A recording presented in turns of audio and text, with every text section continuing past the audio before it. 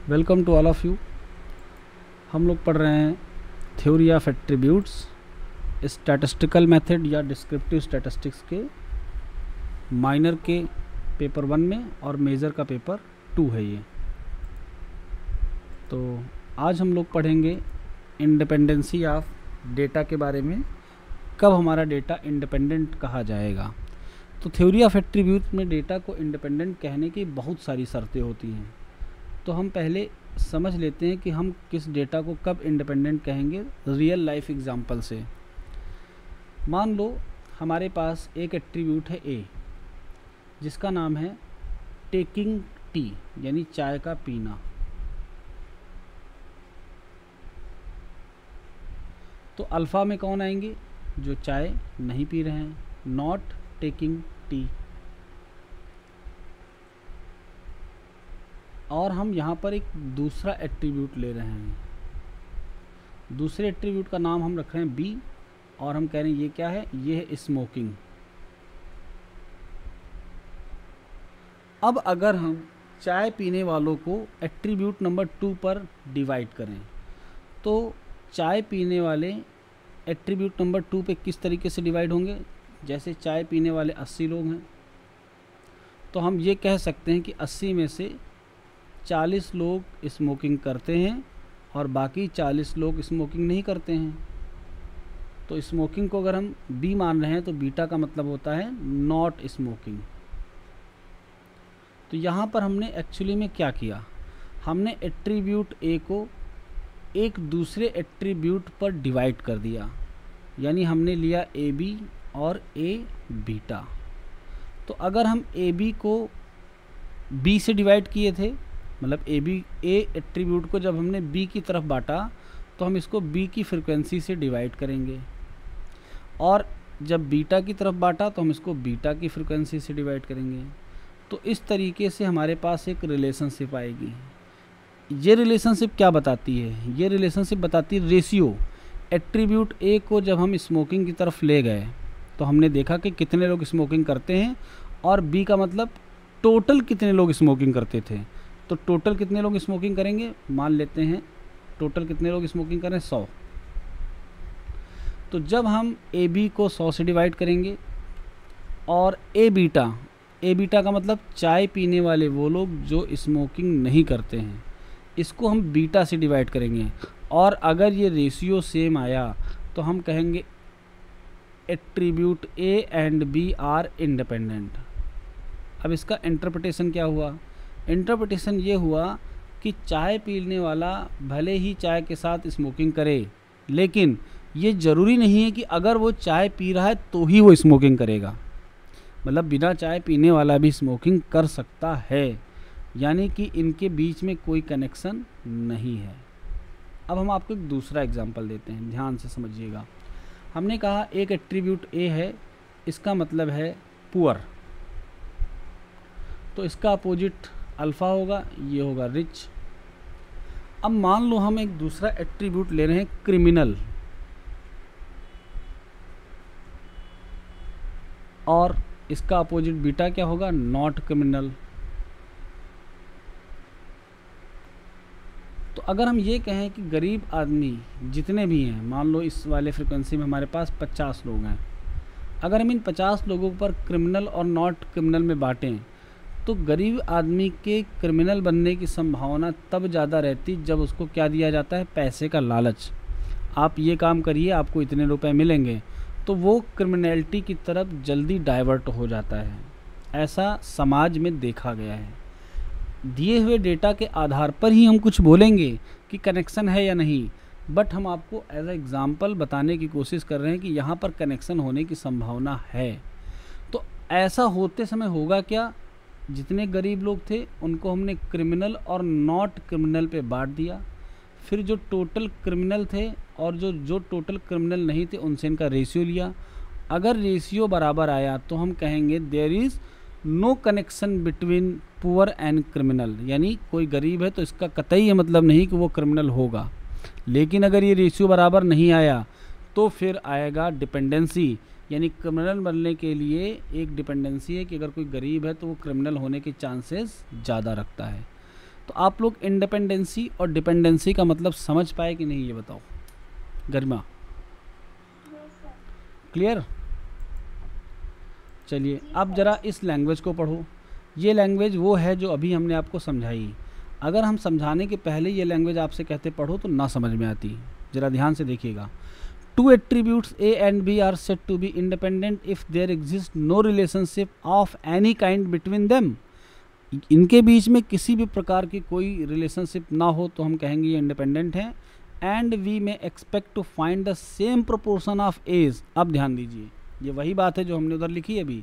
ये कह रहा हम ये उम्मीद करते हैं, एक्सपेक्ट का मतलब कोशिश, एवरेज, यानी हम ऐसी उम्मीद करेंगे कि जितने लोग हैं इस ए के, एक मिनट रुकना,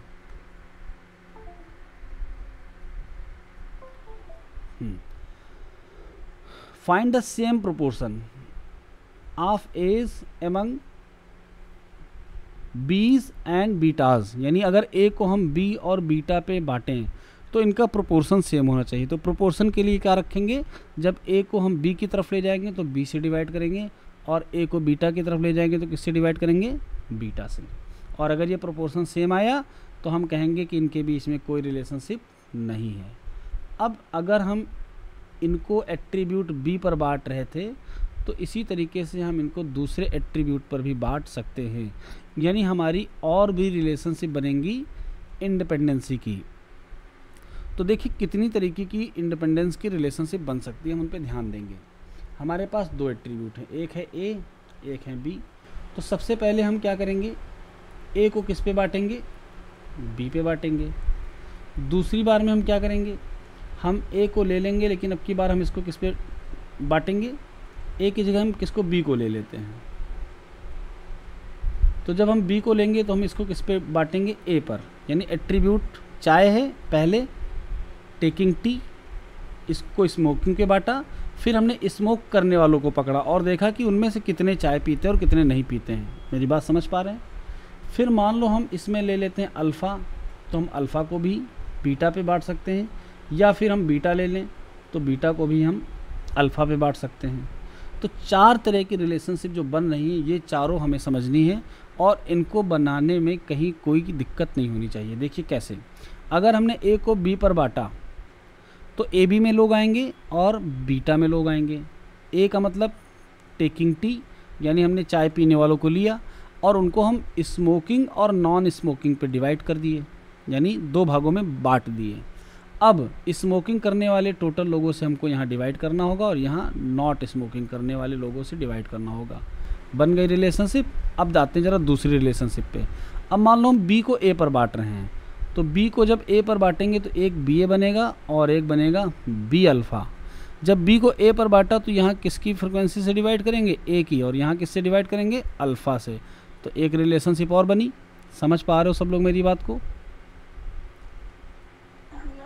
अब अगर हम अल्फ़ा को मान लो बी पर बांट रहे हैं, बीटा भी लिख सकते हो, कोई दिक्कत नहीं है, ठीक है। अभी हम दूसरा भी करके दिखा देंगे, आपको क्लियर हो जाएगा। तो अल्फ़ा को अगर हम बी पे बांटेंगे तो अल्फ़ा का आदमी बी के साथ जाएगा और किसके साथ जाएगा, बीटा के साथ।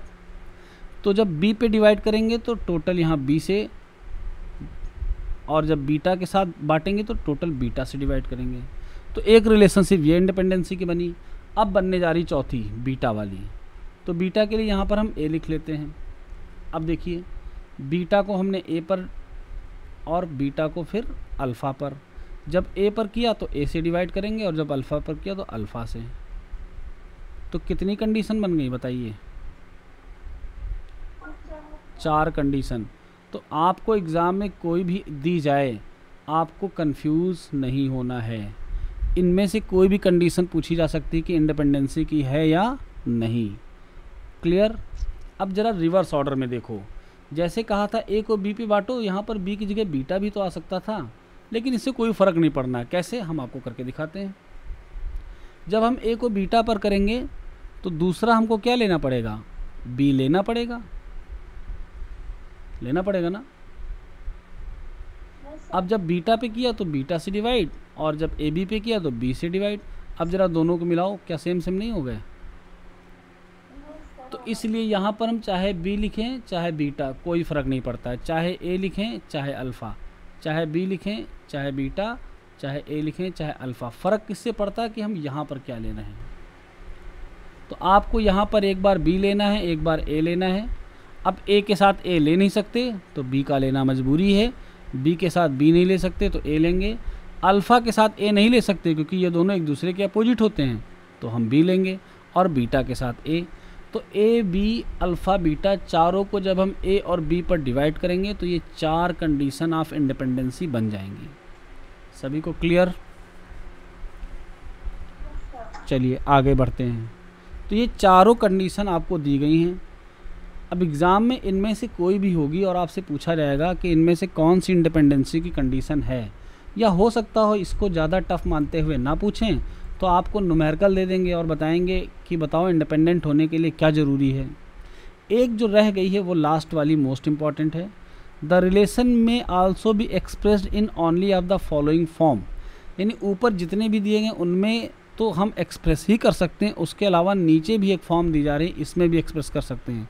नीचे वाली फॉर्म के बारे में ज़रा बात करते हैं। इसमें क्या होता है, A is the same in beta as N, यानी ए बीटा में सेम है जैसे कि वो एन में है। एन का मतलब टोटल पॉपुलेशन में। तो हम इसको कैसे प्रदर्शित करेंगे, तो ज़रा ध्यान से इसकी लैंग्वेज पे आइए। कह रहा ए इज़ द सेम इन बीज, तो ए बी में सेम है तो ये बन गया ए बी तो बनेगा। एज इन एन, यानी जैसे कि एन में था, तो इसकी जो कंडीशन बनती है वो ये बनती है, A B upon A is equal to B upon N. आपको बस इसी पे ज़्यादा फोकस करना है, मोस्ट इम्पॉर्टेंट। तो आपको याद करने का जो आसान तरीका है वो क्या है, हम इस ए को उठाकर मल्टीप्लाई कर देंगे इस साइड, तो मल्टीप्लाई करेंगे तो A B is equal to क्या आ जाएगा, ये आ जाएगा। तो आपको सबसे अच्छा आसान तरीका याद करना है, ए बी की फ्रिक्वेंसी ए और बी के मल्टीप्लाई डिवाइडेड बाई एन के बराबर होगी। तो एक इंडिपेंडेंसी की जो ये कंडीशन है यही हमारे लिए मोस्ट मोस्ट मोस्ट इम्पॉर्टेंट है, ये आपको हमेशा याद रहनी चाहिए। बाकी की बात 4 जो है वो आसान थी कैलकुलेट करने में, लेकिन इस वाली को आपको याद रखना पड़ेगा। चलिए अब हम आगे बढ़ते हैं और देखते हैं कि हम एट्रीब्यूट्स की इंडिपेंडेंसी को कौन कौन से फार्मूलों से चेक कर सकते हैं। जब 2 रैंडम वेरिएबल आपस में संबंधित होते हैं तो हम उन्हें कहते हैं कोरिलेटेड, और जब 2 एट्रीब्यूट आपस में जुड़े हुए होते हैं तो हम उन्हें कहते हैं एसोसिएटेड। तो डिफरेंस है, क्या डिफरेंस है, रैंडम वेरिएबल के बीच के रिलेशन को हम क्या कहते हैं, और एट्रीब्यूट के बीच को क्या कहते हैं, एसोसिएशन, यानी दोनों एट्रीब्यूट आपस में कितना जुड़े हुए हैं, कितना एसोसिएटेड हैं। एग्जाम्पल पे आते हैं। एग्जाम्पल में if sickness and smoking are independent then proportion of the sick person among smokers and non smoker must be same. ये कह रहा है कि अगर बीमार होना और स्मोकिंग करना इंडिपेंडेंट हैं तो जितने लोग बीमार हुए हैं उनको अगर हम स्मोकिंग पे और नॉन स्मोकिंग पे डिवाइड करके रेशियो ले लें तो ये सेम आना चाहिए। ये एग्जाम्पल है, समझ में आया आपको। अब क्वेश्चन देखिए, suppose n is equal to 100, a is equal to 60, b is equal to 40 and a b is equal to 24। हमको एट्रीब्यूट a b और इनकी सबकी वैल्यू दी गई है। तो अब हम कैसे इनको डिवाइड करेंगे जरा देखना। Where a denote the intelligence and b denote the richness, यानी एक एट्रीब्यूट था जो ये बताता है कि बुद्धिमान हो या नहीं, और दूसरा है कि अमीर हो या नहीं। तो क्या बुद्धिमत्ता का अमीरी के साथ कोई रिलेशनशिप है? आपके कॉमन सेंस के हिसाब से क्या लगता है? जिसको पढ़ना है वो पढ़ेगा, रिलेशनशिप नहीं है। तो रिलेशनशिप अगर नहीं है तो हम अगर यहाँ पर डिवीज़न करें तो देखो, सबसे पहले हम a को b पे करेंगे, तो a को b पे करेंगे तो क्या आएगा, ए बी अपॉन बी। तो ए बी की वैल्यू कितनी दी गई हमको, 24, और b की वैल्यू है 40। तो चलो इसको एज इट इज़ लिखा रहने दो। अगर सॉल्व करना है तो सॉल्व कर लो, 3/5 आ जाएगा। तो a का b से हो गया। अब a को हम किस पे करेंगे, बीटा पे। तो अगर ए को बीटा पे करेंगे तो देखते हैं क्या इसकी वैल्यू भी 3/5 के बराबर आ रही है। अब बीटा पे करने के लिए करना क्या होगा, हमको इनकी वैल्यूज़ को कैलकुलेट करना होगा। तो ए बीटा की वैल्यू हम कैसे निकालेंगे, तो बीटा की कैसे निकालेंगे, बीटा की निकालने का फार्मूला है n-b। क्यों, क्योंकि बीटा और बी जोड़ो तो कितना होता है n, तो इसलिए हमने n-b लिख लिया। n 100 है और b है 40, तो यहाँ पर आ जाएगा 60। अभी बचा है ए बीटा, तो ए बीटा को हम कैसे कैलकुलेट करें। तो अगर हम ए को किस पे बांटते हैं, बी पे, और ए को किस पे बांटते हैं, बीटा पे, तो टोटल कितना आएगा ए। ये फार्मूला टेबल से आता है, ठीक है। तो अगर ए बी की वैल्यू देखें कितनी है, तो 24 हमको दी हुई है, तो यहाँ 24 पुट कर दो। ए बीटा तो हमको निकालना ही है, और ए की वैल्यू कितनी 60, तो ए बीटा की वैल्यू आ जाएगी 60 - 24 यानी इसकी कितनी 36। अब ज़रा इसको सॉल्व करते हैं, देखो कितना आएगा 6 और 10, फिर 2 से इसको क्रॉस कर लो तो 3/5, यानी दोनों relationship A B by B और A beta by beta same आए। इसका मतलब इंटेलिजेंस और रिचनेस में कोई कनेक्शन, बोलो, नहीं है। ठीक है, आगे बढ़ते हैं। एक्सपेक्टेड वैल्यू और एक्सपेक्टेशन ये क्या होती है ज़रा देखते हैं। जैसे हम एक फॉर्मूला लिखते हैं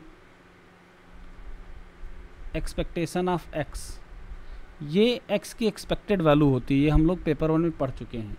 यहाँ पर क्या होता है कि जो हमारे एट्रीब्यूट हैं ए बी की वैल्यू अगर इसके बराबर आ गई तो हम कहते हैं कि ये आपस में इंडिपेंडेंट है, लेकिन ये इसके बराबर आएगी ऐसा बहुत कम होता है। तो जो यहाँ पर वैल्यू दी जाती है इसको हम कहते हैं ऑब्जर्व्ड। क्या कहते हैं, ऑब्जर्व्ड। कैसे ऑब्जर्व्ड है, हमने दोनों एट्रीब्यूट लिए ए और बी और देखा दोनों में कितने कॉमन लोग हैं, ये ऑब्जर्व्ड हो गई, और हम ऐसी उम्मीद करते हैं कि ये इसके बराबर आए, तो ये हमारी एक्सपेक्टेड हो गई। एग्जाम्पल के लिए हम आपको समझाते हैं, हमने एक कॉइन लिया और हमने कॉइन को 10 टाइम्स टॉस किया, हमारे 6 हेड आ गए और 4 टेल आ गए, ये ऑब्जर्व हो गई। जबकि हम उम्मीद क्या कर रहे थे कि 10 सिक्कों में से 5 पे आए हेड और 5 पे आए टेल। तो ये वाली जो वैल्यू है ये हम उम्मीद कर रहे हैं कि हमारा इस रेशियो में ब्रेकअप होना चाहिए इंडिपेंडेंट होने के लिए, जबकि ये वो वैल्यू है जो हमको ऑब्जर्व मिली है। तो इनके बीच के डिफरेंस को हम कहते हैं एरर, और ये वैल्यू कहलाती है expected value of this A B. समझ गए सब लोग? ठीक है, आगे देखो। अब अगर ए बी की expected value A into B by N है तो फिर हम कुछ फार्मूले बनाएंगे। किसकी टेस्टिंग के लिए, जो इस बात की टेस्टिंग कर सकें कि इनके बीच में एसोसिएशन है या नहीं। रेशियो हमको सिर्फ ये बताता है कि एसोसिएशन है या नहीं, लेकिन एसोसिएशन कितना है हम ये कैसे जानेंगे। तो अगर ऑब्जर्व्ड और एक्सपेक्टेड के बीच का डिफरेंस 0 हो जाए, यानी ये वैल्यू 0 हो जाए, तो ये वैल्यू 0 होने का मतलब क्या हुआ, दोनों बराबर हो जाएंगे, यानी A B equal to A B by N. तो अगर दोनों बराबर हो गए तो हम पहले ही कह रहे थे इंडिपेंडेंट हैं, लेकिन अगर दोनों बराबर नहीं हैं तो इनका डिफरेंस बताएगा डिपेंडेंसी कितनी है, यानी जुड़ाव कितना है। तो मान लो इनका डिफरेंस प्लस में आया तो हम कहेंगे कि हमारे एट्रीब्यूट पॉजिटिवली एसोसिएटेड हैं, यानी एक अगर लोग चाय पीना बढ़ा देते हैं तो स्मोकिंग करना भी बढ़ा देते हैं। अगर निगेटिव आया तो हम क्या कहेंगे, लोग चाय पीना बढ़ाते हैं तो स्मोकिंग करना कम कर देते हैं। और अगर 0 आया तो कहेंगे there is no relationship between taking tea and smoking. तो ये जो वैल्यू बनी ऑब्जर्व्ड माइनस एक्सपेक्टेड, यानी दिस माइनस दिस, ये बताएगी आगे चलकर कि एसोसिएशन कितना स्ट्रॉन्ग है। अब नीचे कहा गया कि डेल्टा की जो ये वैल्यू हमारा एसोसिएशन बता रही है, इसकी मदद से एक फार्मूला प्रूफ करना है, और आपके एग्ज़ाम में ये ऑब्जेक्टिव क्वेश्चन में आया हुआ है, proof that delta is equal to this. कैसे प्रूफ करोगे?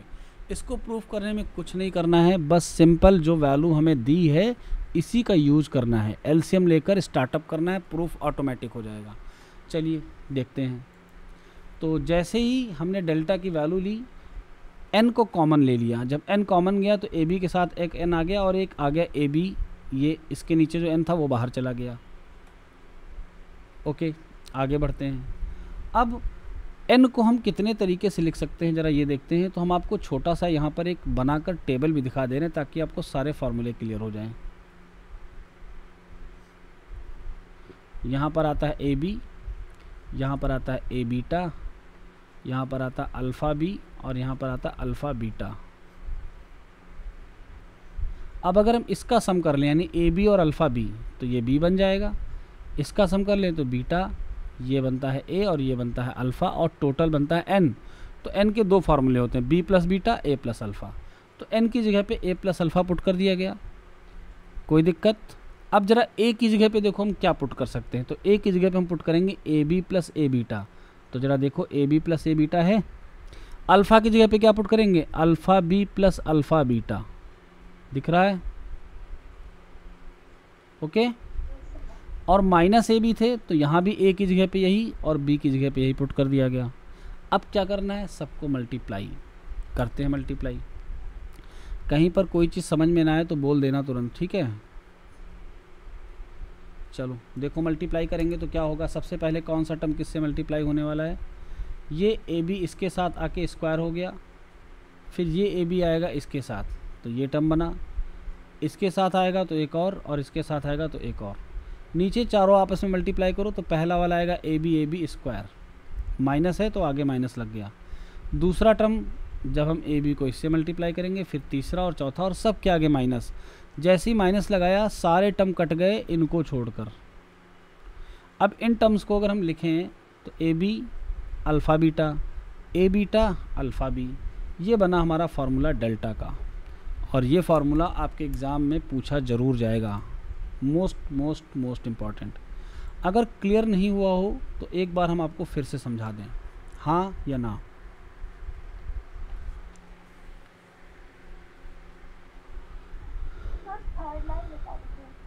चलो हम फिर से बता देते हैं तुम लोगों को। पहले तुम लोग कुछ फार्मूले सीख लो, है ना। क्या था, हमने कहा था ये जो AB की फ्रिक्वेंसी है, जब हम डेटा को रीड करते हुए देखते हैं तो हम इस AB की फ्रिक्वेंसी को कहते हैं ऑब्जर्व्ड। और इंडिपेंडेंट होने के लिए ये AB की फ्रिक्वेंसी किसके बराबर होनी चाहिए, frequency of A frequency of B divided by N, यानी ऐसी होनी चाहिए, ये हम एक्सपेक्ट करते हैं। तो ये AB की जो वैल्यू होती है वो होती है एक्सपेक्टेड। तो अगर AB की ऑब्जर्व्ड वैल्यू से हम उसकी एक्सपेक्टेड वैल्यू को घटाएं और ये आ जाए 0, तो 0 आते ही हम कहेंगे कि एट्रीब्यूट आपस में कैसे हैं, इंडिपेंडेंट। और अगर ये ग्रेटर देन 0 आएगी तो हम कहेंगे एट्रीब्यूट पॉजिटिवली एसोसिएटेड हैं, और अगर लेस देन 0 आएगी तो कहेंगे एट्रीब्यूट निगेटिवली एसोसिएटेड हैं। तो इस वैल्यू को क्यों ना कुछ नाम दिया जाए, तो इसको नाम क्या दिया गया, डेल्टा। अब कहा गया डेल्टा का एक फार्मूला प्रूफ करना है, 1/n AB और अल्फ़ा बीटा। फिर A के साथ क्या लेना है, अल्फ़ा नहीं लेना है, A के साथ लेना है बीटा, क्योंकि A के साथ हम B यहाँ ले चुके हैं। A के बाद कौन आएगा, B, तो B के साथ क्या लेंगे हम, अल्फ़ा। तो फार्मूला लिखना बहुत ही आसान है, कोई बड़ी बात नहीं। हम एक बार फिर से लिख के दिखाते हैं। A और B को साथ कर लो, फिर दोनों के रेसिप्रोकल अल्फ़ा बीटा को साथ कर लो। अब एक बार इसका A पकड़ो, B तो यहाँ आ चुका था तो यहाँ कर लो बीटा, और अब की बार हम इसका क्या पकड़ लेते हैं, अल्फ़ा। तो अल्फ़ा के साथ यहाँ बीटा आ चुका है ना, तो अल्फ़ा के साथ अब क्या आना चाहिए, B। तो ये फार्मूला बनाना पैटर्न के थ्रू बहुत ही आसान है, बस आपको थोड़ी सी प्रैक्टिस करनी है। अब इसका प्रूफ कैसे हो, तो प्रूफ के लिए क्या करना है, एलसीएम 1/n कॉमन ले लेना है। यहाँ AB से कौन मल्टीप्लाई हो गया, n, और यहाँ क्या बचा, -a और b। अब इनके जो फार्मूले पुट होने जा रहे हैं उन पे आपको ध्यान देना है।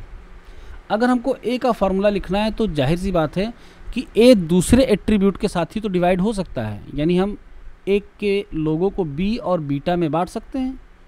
तो A का यही तो फार्मूला होगा। कैसे, मान लो A था स्मोकिंग और B था हमारा टी, तो हम स्मोकिंग को पकड़ेंगे और कहेंगे स्मोकिंग करने वाले 40 लोगों में से 10 लोग चाय पीते थे और 30 लोग चाय नहीं पीते थे, तो बट गया डेटा। अब स्मोकिंग अगर ए है तो बी का मतलब स्मोकिंग के साथ चाय पीना, और बीटा का मतलब स्मोकिंग के साथ चाय ना पीना। तो ये फार्मूला आपको समझ में आया? अगर आया हो तो बताओ बी का फार्मूला क्या होगा? हाँ बोलो। बी को किस पे डिवाइड करोगे? बी को ए से। हाँ, तो बी के साथ ए आ गया, और बी के साथ क्या आएगा? Sir beta. बी और बीटा एक दूसरे के रेसिप्रोकल होते, कभी साथ नहीं आ सकते, तो अल्फ़ा आएगा। ठीक है, क्लियर? बस यही फार्मूले हमको यहाँ यूज़ कर लेने हैं। देखिए कैसे करते हैं। तो सबसे पहले क्या किया, A B as it is है, एन की जगह पे पुट कर दिया ए प्लस अल्फ़ा,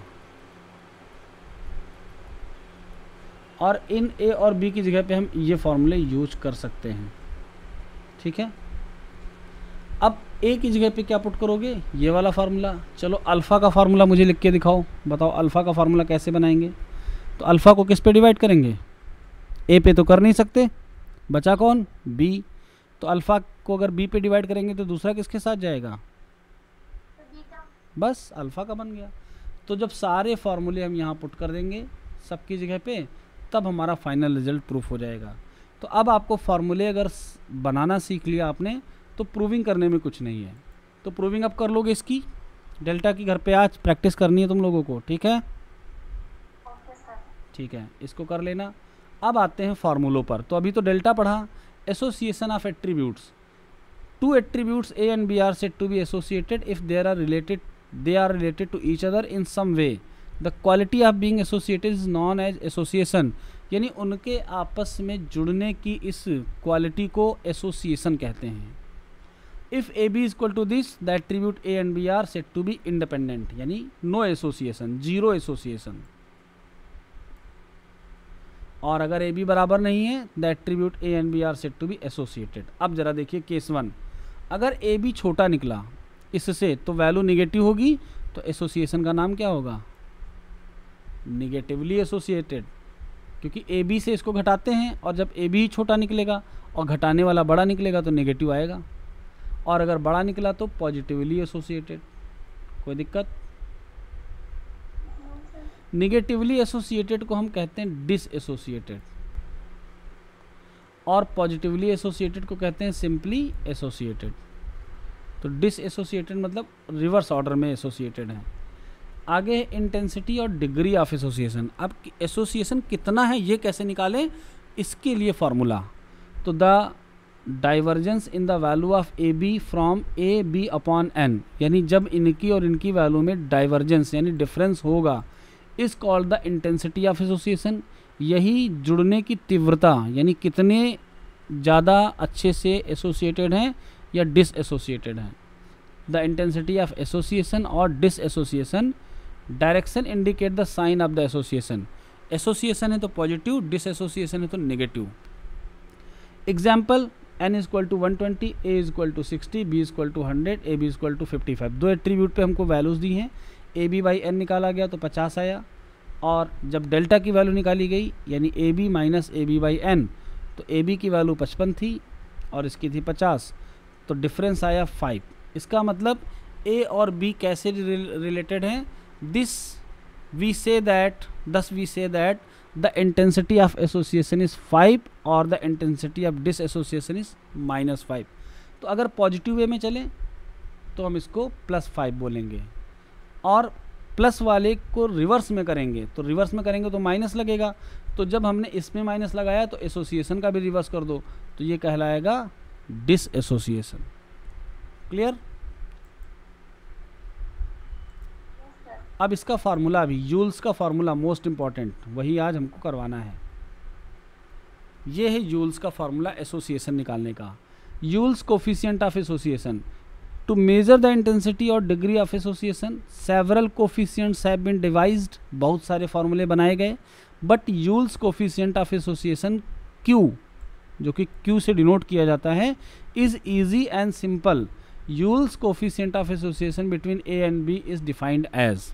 देखो, यूल्स ने बताया कि हम अगर दो एट्रीब्यूट के बीच में संबंध निकालना चाहते हैं तो हम इस फार्मूले का यूज़ करेंगे। अब फार्मूले में कुछ नहीं, जो अभी आपने डेल्टा लिखा था क्या लिखा था डेल्टा, ज़रा याद करिए, ए बी और अल्फ़ा बीटा, और इसके बाद अगर हम क्या लिखेंगे ए, तो ए के साथ हमको बीटा लिखना पड़ेगा, बी तो हम यहाँ लिख चुके हैं, और दूसरा अगर हम यहाँ पर क्या लिखेंगे अल्फ़ा, तो अल्फ़ा के साथ हमको बी लिखना पड़ेगा, और नीचे कुछ नहीं करना है, माइनस की जगह प्लस, यूल्स का फार्मूला बन गया, A B alpha beta, A beta alpha B, same यहाँ बस ऊपर माइनस और नीचे प्लस। तो यूल्स का फार्मूला इस डेल्टा के फार्मूले से आप बहुत आसानी से बना सकते हो। डेल्टा की वैल्यू जो हमने निकाली थी तो अपान में एन भी था, तो अगर इसकी वैल्यू देखो तो एन को डेल्टा से मल्टीप्लाई कर दो, तो हम इस ऊपर वाले की जगह पे क्या लिख सकते हैं, एन डेल्टा।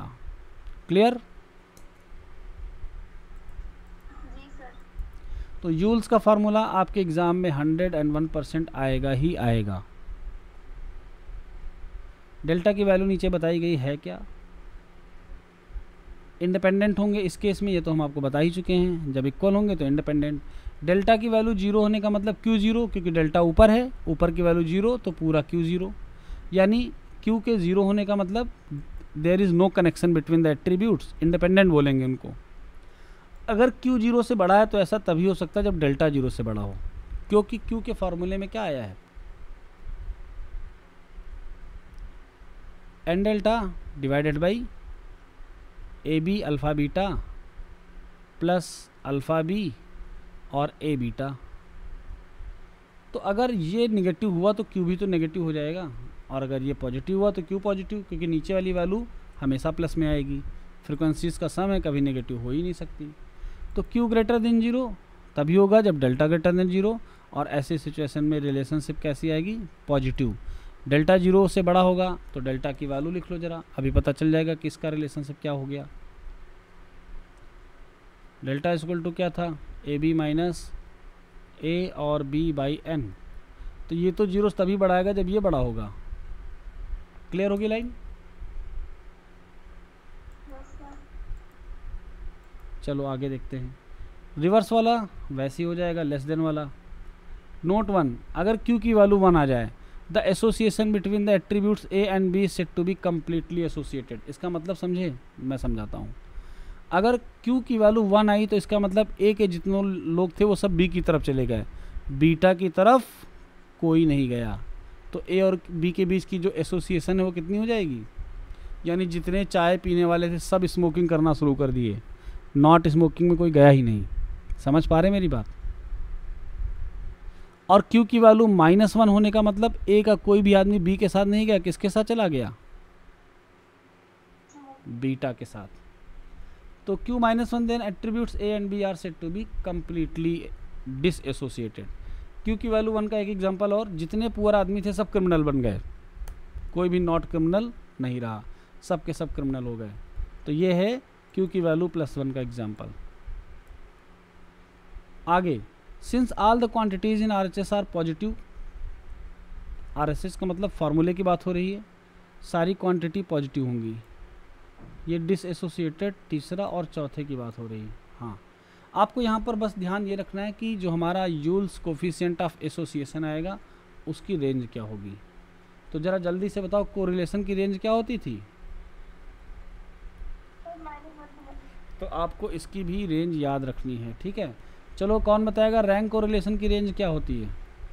-3 +1। नहीं बेटा, रैंक की भी तो -1 to 1 ही थी।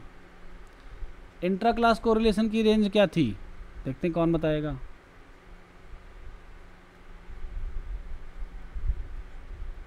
याद आया? -1/n-1 से बड़ी और 1 से छोटी, ये इंटर क्लास की रेंज थी। रिवीजन करो बेटा, सब गड़बड़ हो जाएगा। जो आप -3 से 3 बता रहे हो, बाउलीस का कोफिशिएंट ऑफ स्क्यूनेस है, जिसका फार्मूला ये था Q3 - Q2 Q2 - Q1 divide में था Q3 - Q1। ये बाउलीस का स्क्यूनेस का कोफिशिएंट का फार्मूला था। इसकी रेंज थी -3 से 3। याद रखना, भूलना नहीं, अब रिवाइज कर लेना एक बार, ठीक है। आगे है check whether attributes A and B are positively associated और निगेटिवली। तो आपको चेक करके बताना है, तो चेक करने के लिए क्या करोगे, डेल्टा कैलकुलेट करोगे, कर लेना। सवाल में तो कुछ है ही नहीं ना। वैल्यू कितनी आई 28.6, जो कि 0 से बड़ी है, और चूंकि डेल्टा 0 से बड़ा आया तो पॉजिटिवली एसोसिएशन हो गया। अब आप यहाँ पे क्यू निकाल के भी ये काम कर सकते हो, तो तुम लोग क्यू भी कैलकुलेट करना, ठीक है। सेकंड क्वेश्चन में भी देखो, सेकंड क्वेश्चन जो दिया था इसमें डेल्टा की वैल्यू निकाली गई जो कि माइनस में आई तो नेगेटिवली एसोसिएटेड हो गया। अब सेकंड क्वेश्चन में जो ये फार्मूले यूज़ किए जा रहे हैं ये आपको मैं बता चुका हूँ, इसमें कहीं कन्फ्यूजन मत करना। जैसे बी का फार्मूला हमें लिखना है तो बी ए पे बटेगा और अल्फ़ा पे बटेगा, समझ गए कि नहीं। Yes sir.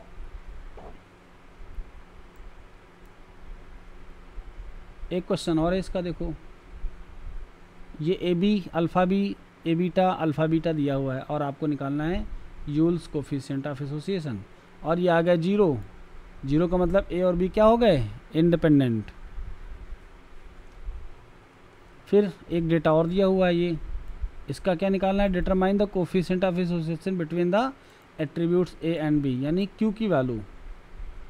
तो जल्दी से टेबल बना के सारी वैल्यूज़ निकालो, फिर क्यू का फार्मूला पुट करके वैल्यूज़ निकालो, और रिजल्ट में कितना आया -0.2। इसका मतलब इनके बीच में निगेटिव एसोसिएशन है। आगे calculate Yule's coefficient of association for following data. अब इसमें स्मोकर और टी ड्रिंकर का डेटा है, ये आपका होमवर्क है, इसको घर पे करना है आपको। न्यूमेरिकल सवाल जल्दी जल्दी कर डालो, क्योंकि न्यूमेरिकल में कुछ ऐसा नहीं जो मैं आपको अलग से बताऊं। ये भी वही क्वेश्चन है सेम, न्यूमेरिकल वैल्यू ही कैलकुलेट करनी है। चलिए हम आगे बढ़ते हैं। अब आता है कोफिशिएंट ऑफ कंटिंजेंसी, इसके बारे में हम आपको कल बताएंगे, और कल मोस्ट प्रॉब्ली आपका थ्योरी ऑफ एट्रीब्यूट फिनिश हो जाएगा। तो आज की क्लास यहीं तक, मिलेंगे कल सेम टाइम पे। थैंक यू, जय हिंद।